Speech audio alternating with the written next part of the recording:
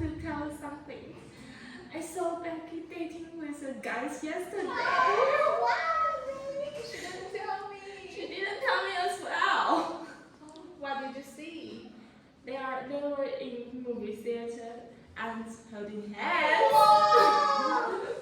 What did the guy look like? A little handsome. Oh, Becky. Hey guys, sorry I'm late.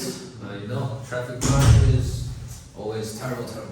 So, what did I miss? Oh, we just talked about some girl secret. Never mind. Okay, then what should we do now? We are going to choose movie now. Really? So, which platform we're using? Netflix or Disney Plus? I'm fine with both. How about you? Well, both is fine for me. Huh? How about you guys? Well, I choose Netflix. No, Disney Plus. No, Netflix is the best. Disney. Netflix! Disney's number one. Wait, hold up. Emily, why you choose Netflix instead of Disney Plus? Well, I know something about Netflix. Let me show you.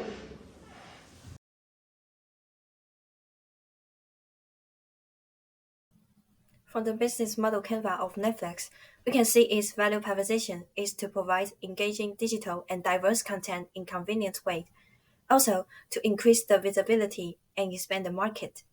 As for the cost structure part, Netflix working on the content creation, payment processing fees, streaming delivery costs, and customer service.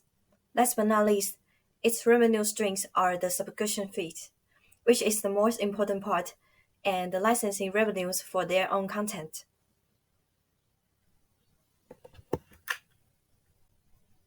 So what strategies has Netflix been using? Let's take a look. Netflix was founded on August 29, 1997 as a DVD rental company who sent the disc with mail services. To adapt the rise of the internet, Netflix started the streaming video services in January 2007. On March 2011, it began to create the original content. The first original series, The House of Cards, went online on February 1, 2013. 2 years after, Netflix developed its international expansion in Asia, started from Japan all the way to Hong Kong. As for the past pandemic era, Netflix decided to have a share of the big pie in gaming industry. Thus, it began the game production in November 2021. This year, Netflix focused on dealing with the free rider problem and to increase income with the advertising. Therefore, it limited the access of the account with only the users who have the same accommodation. Netflix ended the DVD rental business as well, since people nowadays mainly use the platform to watch movies and dramas. At the end of this year, Netflix also announced that they will raise the subscription fees in December. With the withdrawal of the basic plan, Netflix introduced the standard plan with ads and provides the ad-free one with higher prices. From the book Platform Revolution, we have learned the 8 strategies for the platform to beat the chicken or egg problem. So what exactly Netflix has applied? The answer is the single-site strategy. We know that the single-site strategy is to create a business of single-site users first. Then we attract the users from the other side.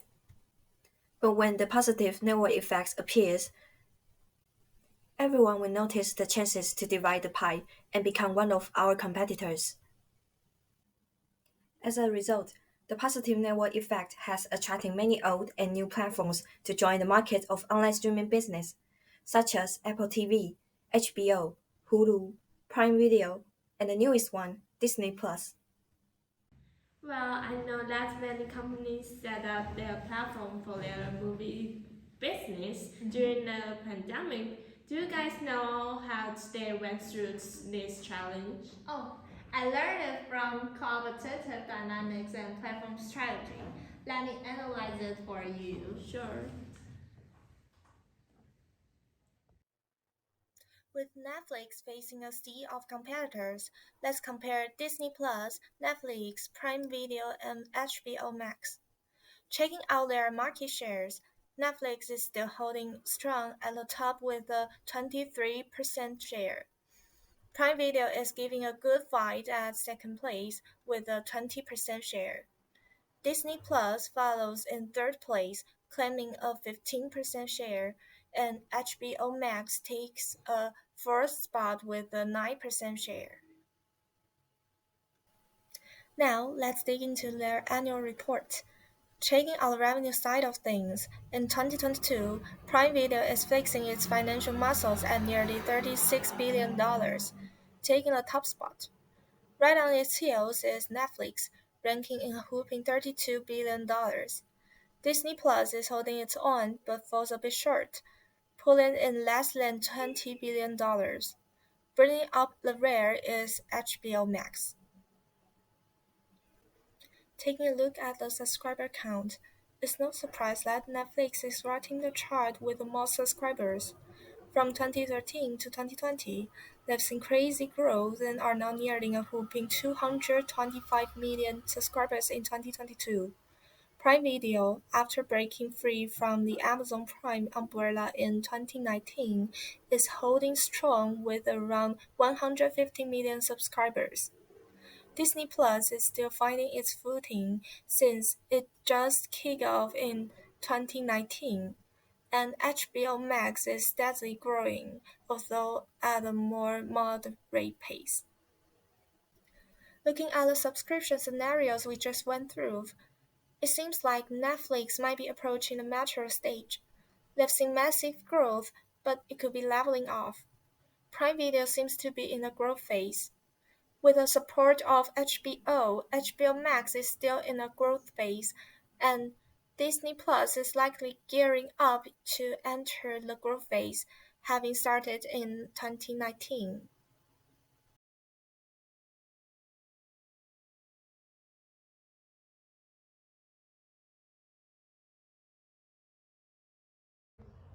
Sounds good.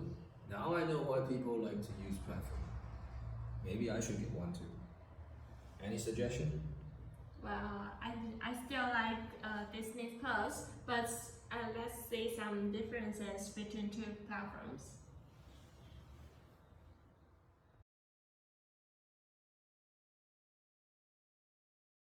Let's take a look at Disney Plus. We can see the business canvas of Disney Plus. Its value proposition is to deliver the greatest story, movies, and provide a good experience for people of all ages and all in one place, and also increase visibility and expand the market. Hulu is an American subscription streaming service. It was initially established as a joint venture. Disney's owned 30% stake, and in March 2019, Disney's merged 21st Century Fox, and the acquisition included a 30% stake in Hulu, and giving Disney a 16 majority stake and gain control of Hulu. Hulu became an important part of Disney's. Disney entered into over-the-top media services market in November 2019 called Disney Plus. It used lower price pricing strategy without focus on profit at first, since they are not just perfect from video streaming. Disney Plus pursued globalized contents and tried to create audience loyalty beyond video. They cooperate with release partners like ESPN Plus, Hulu, Live TV, etc. Bundle with a lower price to access potential customers and also provide a convenient payment way. Disney Plus integrates a new international streaming brand with Hotstar. Disney Plus Hotstar has been created in April 2020 and launched in India, Indonesia, Malaysia, Thailand, and so on. During 2021 to 22, Disney Plus is brought their services to Central and Eastern Europe, Hong Kong, Taiwan, etc., and it launched in over 50 countries by 2022. Disney bought the remaining 33% stake of Hulu in 2023 and launched an app which combines both contents in the US, and also decided to remove nearly 60 original films and series to cut costs. Disney's acquired Hulu can both help grow audience as well as try to fight other competitors such as Netflix. It's launched in more than 116 countries by 2023. And let's compare the differences between two platforms. Although they both provide original content, but the type of contents subscription platforms they offer are different. Netflix offers more movies and dramas. If you're a movie lover, you can consider to choose Netflix. It limits 5 users in account with an average monthly cost ranging from 78 to 270 NT dollars. While Disney Plus offers more cartoons like Disney's, Marvel, and Pixar's, etc. If you prefer cartoon most, you can subscribe to Disney Plus. It allows 7 users in account, and average monthly cost is about 33 to 38 NT dollars. It is obviously cheaper than Netflix. Okay, so what else do you know about the two platforms? Oh, I got some brief understanding about that. You can see up here. Okay. Netflix has many complementars, and these complementars can make Netflix more powerful, but at the same time, they could potentially make Netflix more vulnerable. There are various of complementars, such as device manufacturers, production companies, and filmmakers, as well as gaming companies. Device manufacturers influence the reach of Netflix. Production companies and filmmakers impact the richness of Netflix contents. And the gaming companies influence the entertainment capability of Netflix. Disney Plus also has many complementars that can contribute to its strength or potentially make it more vulnerable.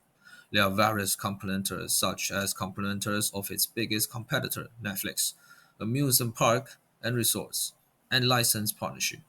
As a streaming platform similar to Netflix, the complementars of Netflix are also complementars for Disney Plus. Amusement parks and resorts, by being part of the Disney Group, it also serve as complementars for Disney Plus. License partnership, the more powerful of the license partnership, the more powerful that Disney Plus will be.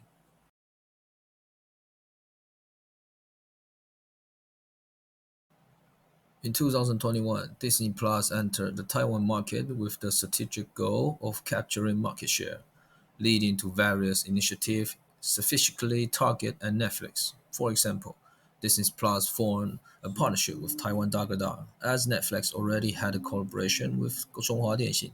Disney Plus adjusts its pricing to be competitive with Netflix, offering a subscription fee similar to Netflix. The number of accounts that could be shared a subscription was increased to 7, and Netflix can only do 4 users. All these actions were undertaken with the primary objective of gaining a significant presence in the Taiwan market. In 2023, Netflix announced a price increase and introduced new plans and tests in Canada. For example, they changed the original 2 plan to 3 plans, transition from no ads model to particular including advertisement. The change were implemented in Canada starting November 2023. As of now, it hasn't been announced whether these adjustments will be applied in Taiwan. Similarly, Disney Plus also announced a price increase in 2023 and started in Taiwan from November 2023. However, Disney Plus do not have ads but changed the ratio of video quality. In 2022, Netflix announced to reduce password sharing and implemented this measure in Taiwan in May 2023. Netflix stated that it would employ various methods to detect password sharing, such as IP and device tracking. However, if an account is identified, users may have the options to increase the number of users by paying an additional fee of $100 per person for every month. Disney Plus also announced its plan to reduce password sharing in 2023, but currently it has only been implemented and tested in Canada. The specific detection methods are unclear at the moment, but they may adopt a similar approach to Netflix.